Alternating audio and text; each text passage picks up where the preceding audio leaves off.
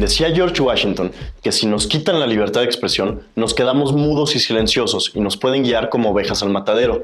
Es importante iniciar esta participación con la frase anterior debido al tema de la misma, y es que hace unas semanas el jefe de la bancada de Morena en el Senado, Ricardo Monreal, presentó una muy oscura, inconstitucional y curiosa iniciativa de ley para regular las redes sociales que, más que un tema de trascendencia legal, pareciera algo así como una iniciativa para dar pie a un ministerio de la verdad, muy al estilo de una novela de George Orwell. En principio, es muy curioso cómo para el partido en el poder las redes pasaron de ser benditas en el 2018, cuando estos las explotaron ampliamente para llegar al poder, a ser consideradas como un riesgo, según ellos, al acceso a la información y al derecho a la libertad de expresión, cuando en realidad parece que ese riesgo es más para ellos que para los usuarios. Y es que claro que a Morena y a sus integrantes algo que detestan son las voces críticas y diferentes a lo que ellos o su líder dice. Primero, debemos entender los puntos más importantes de la iniciativa, que son los siguientes. Número 1. La iniciativa contempla regular las redes sociales que tengan más de 1 millón de usuarios como Facebook, Twitter, Instagram o TikTok, sin decirnos si este millón son usuarios mexicanos o globales. Número 2. Para poder operar, estas redes requerirán autorización del Instituto Federal de Telecomunicaciones, el IFT, organismo autónomo creado en 2013 cuyo titular es propuesto por el presidente ante el Senado. Número 3. Las redes podrán establecer mecanismos para suspender o eliminar cuentas y contenidos de acuerdo con términos previamente autorizados por el IFT. Arbitrario, ¿no? 4. Solo podrán eliminarse o suspenderse cuentas y contenidos que difundan noticias falsas, expresen mensajes de odio, afecten los derechos de menores de edad, revelen datos personales o provoquen algún delito. Sin embargo, no dicen, por ejemplo, quiénes y cómo se determinará qué noticias son falsas o qué mensajes contienen odio. O sea, esto puede convertirse en un instrumento de censura tremendo al servicio del poder. Número 5.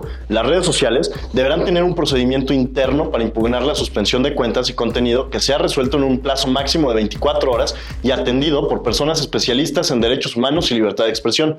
Número 6. En caso de que las redes sociales no resuelvan la impugnación, se podrá presentar una queja por violación a la libertad de expresión ante el IFT, que ejercerá como árbitro entre las partes. Un árbitro un poco parcial, diría yo.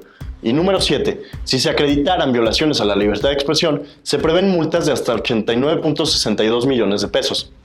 Monreal presenta la iniciativa bajo el argumento de decir que los más poderosos del mundo son los dueños de Facebook y Twitter y que por eso el legislativo debe poner un límite a ese poder. Sin embargo, más que una cuestión de balances, pareciera una cuestión de censura, de querer acaparar más poderes autónomos en servicio y acceso de la sociedad y aglomerarlos ellos, dictando qué sí y qué no está bien que circule en el ciberespacio, lo cual es totalmente cuestionable, y es que con el argumento de evitar la censura de entes privados, como lo sufrió Trump, el amigazo de López Obrador, estos buscan más bien generar una especie de censura estatal, lo cual es sumamente alarmante y a la par, además, evaden temas, por ejemplo, como los bots, de los que ellos mismos sacan bastante provecho. Bastaría recordar que tan solo el año pasado, el mismo Twitter revelaba que el 61.1% de los seguidores de AMLO en esta red social son seguidores falsos. La realidad es que no debe de preocuparnos por sí la misma iniciativa. Lo anterior, debido a que la misma, tal y como se plantea, sería una ley, en primer lugar, inconstitucional,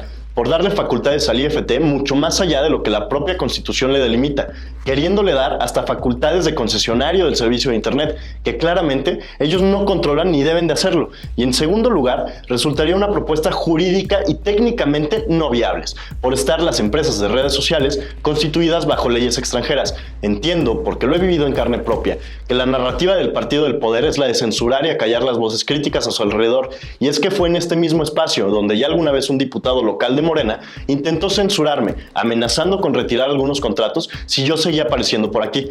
Por lo cual, la reforma no me sorprende, pero sí debe de preocuparnos. Tal vez no tanto por la inviabilidad e inconstitucionalidad de lo que plantean, pero sí por el afán de Morena y sus miembros de controlar cada vez más ámbitos de la vida privada de los mexicanos. Y es que claro, sería algo terrible que el control sobre nuestra libertad de expresión en estos medios digitales estuviera sujeto a si le gusta o no le gusta lo que publicamos a estas personas en el poder.